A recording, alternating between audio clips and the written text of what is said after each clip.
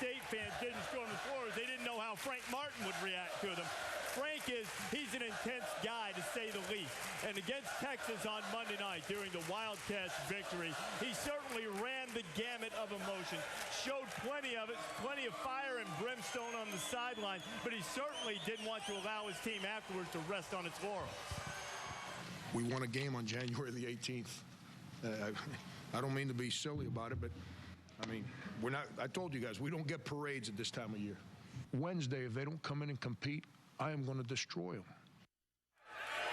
Going to destroy them. I think it's pretty evident that Frank Martin's intensity just oozes through the screen. In the best of times, Martin is like a bubbling volcano. But on Monday night, consider this. Martin got his car towed away. He went post-game to a restaurant, and his favorite dish was sold out. You should see what happens when that happens to Digger. He erupts, goes off. Not Frank Martin. Kept his composure, perhaps because he just beaten #1 Texas. But the guy is intense, and he is wired in more ways than one. This week, we had an opportunity to wire him up during a Wildcat practice. Come on, J.O. Come on, big boy. I'm not a politician. I'm not going to be phony and act certain ways in front of cameras and differently behind cameras. It's not just a bad college play. It's a bad high school play. Let's go. Let's go. Score the ball. When I was a math teacher, I taught. I wasn't as loud or screaming in there because no one keeps score in there. It's got to be go, go, go. Jamal, where you at? Let's go 11 and then 55. Yo, throw me the ball. You're not given things in life. You have to go out and earn them, and that's the environment we try to create in our practices. So when we go to games, we've earned the right to win. That guy runs out at you, make a move and attack him. Good cut, good. Just like music, man, it's got to have rhythm.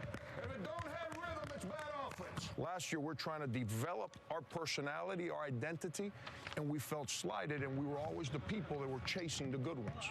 We've become one of the good ones now. You got to understand, everyone chases you now. Guys comprehend that? Let's be sharp. Come on. Well, the first thing for Kansas State, they're in the middle of the Big 12 race. Frank Martin has one of the better teams in the country. But he's also a camera magnet because you don't see that a lot of times on the sidelines. What's your reaction to his behavior on the sideline? I have no problem with it. I know Frank Martin. He is a great guy. He's an outstanding basketball coach. I know that his intentions are really good. I think it's for his athletic director and president to decide. That's their issue. If I were his AD, I can tell you that I would talk to him and say, listen, just be aware of this. Like you said, all these cameras are on you. There may be a perception of the way you act that is not really you, and that can happen. The world's changed. You know, people do get perceptions. They don't like seeing some of this stuff. I wouldn't change who he is. I wouldn't change the way he goes about it, but I would caution him that you need to be careful of the images of you that are getting out there by virtue of the cameras are never leaving him in games now. There's a dedicated camera on him, and it's going to stay that way the rest of the year. Well, that started because he touched the player during a timeout, and that's what caused a lot of this. Otherwise, he'd still be Frank Martin. I say this, as long as the players know who you are and they trust you, a head coach, he's got to be the personality of who he is and what he is.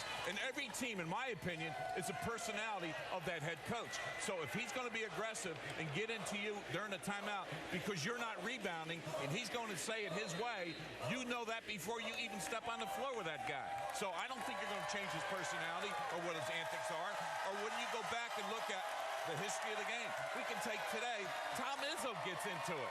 And when Izzo gets into it, it looks like he's dying for what goes wrong. So from that standpoint, I think, Hubert, every coach has got to be his own personality, and that team will play that coach's personality. Well, when I was in North Carolina for the 4 years, Coach Smith not one time cursed or used profanity. And so being an 18, 19-year-old kid, that was huge for me, saying that there is a way to communicate without using profanity. Now, the only reason we're talking about Coach Martin is because we see the way that he communicates. There's a number of players and coaches that communicate the same way. They just do it in the locker room. So there hasn't been any complaints from the players. There hasn't been one player transfer in the 2.5 years he's been head coach at Kansas State, and he keeps getting some of the top kids in the country. So he's doing an excellent job there.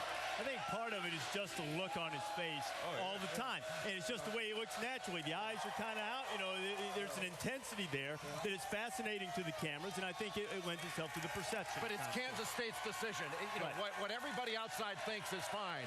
Frank Martin's a good person. He is a good coach. The players trust him. His intentions are great.